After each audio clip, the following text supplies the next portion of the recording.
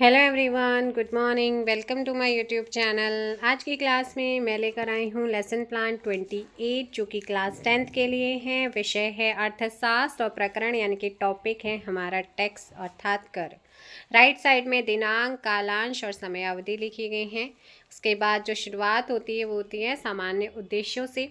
सामान्य उद्देश्य आप यहाँ पर देख सकते हैं और अपने अपने फॉर्मेट के अकॉर्डिंग आपको जितने बनाने हैं आप उतने लिख सकते हैं। फिर आता है विषय वस्तु विश्लेषण, यानी कि आपका आगे जो आप प्रेजेंटेशन करने वाले हैं उसकी विषय वस्तु क्या रहने वाली है, जिसमें कर का अर्थ एवं विशेषताएं हैं, कर की विशेषताएं हैं और कर का उद्देश्य है।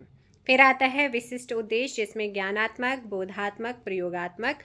ज्ञानात्मक में 2 पॉइंट्स हैं, बोधात्मक और प्रयोगात्मक में एक एक पॉइंट्स को लिखा गया। फिर आता है सहायक सामग्री, शिक्षण सहायक सामग्री। टीचिंग करते समय आप जिस भी उपकरण का यूज़ करने वाले हैं क्लास के, चाहे वो चॉक हो, डस्टर हो, ब्लैक बोर्ड हो, बुक्स हो, कुछ भी हो, उसको आप यहाँ पे लिखेंगे। फिर पूर्व ज्ञान आपका आता है। पूर्व ज्ञान में 3 टीचिंग पॉइंट है। प्रीवियस नॉलेज, बच्चे पिछला क्या जानते हैं उसके बारे में आप यहाँ पे लिखेंगे। फिर वातावरण निर्माण प्रश्न, यानी कि आपको इन्वायरमेंट क्रिएट करने के लिए क्वेश्चन बनाने होते हैं, जिसे प्रस्तावना प्रश्न भी बोलते हैं, अर्थात इंग्लिश में इंट्रोडक्टरी क्वेश्चंस। तो ये आपके बनते हैं। फिर आता है उद्देश्य कथन, जो कि है आज हम कर के विषय में विस्तार पूर्वक अध्ययन अध्यापन का कार्य करेंगे। इस तरीके से थोड़ा सा आप मॉडिफाई करके इसे लिख सकते हैं। फिर बात आती है टीचिंग पॉइंट यानी कि प्रेजेंटेशंस की। प्रेजेंटेशंस में फर्स्ट हमारा है कर का अर्थ एवं परिभाषाएं। वो जो पीछे विषय वस्तु विश्लेषण है उसमें वहाँ पे लिखना चाहिए था, थोड़ा सा गड़बड़ हुआ है। कर का अर्थ एवं परिभाषाएं, वहाँ पे इन्होंने विशेषण तो परिभाषाएं होंगी। सो जो स्टार्टिंग होगी वो विकासात्मक क्वेश्चनों से होगी, और विकासात्मक क्वेश्चनों के बाद फिर यहाँ पर एक ऐसा क्वेश्चन जहाँ पे बच्चे स्पष्ट आंसर नहीं दे पाते हैं, फिर वो होता है आपका स्पष्टीकरण, पीपल टीचर देता है।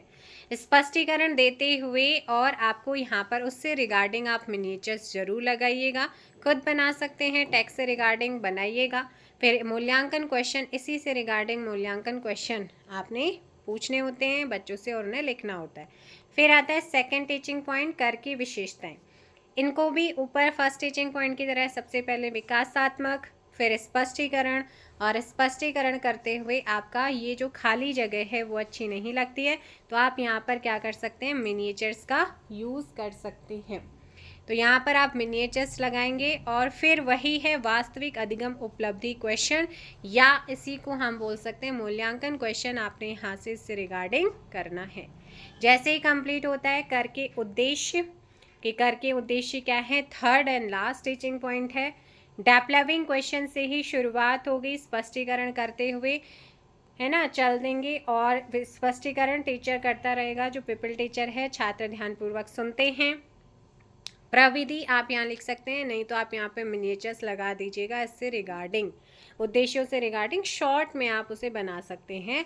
फिर लास्ट में जैसे ख़त्म होता है वास्तविक अधिगम उपलब्धि यानी कि मूल्यांकन क्वेश्चंस आप यहाँ पे लिखेंगे। फिर पूरा आप क्लोज कर देंगे, क्योंकि तीनों ही टीचिंग पॉइंट आपके क्या हो गए, कंप्लीट।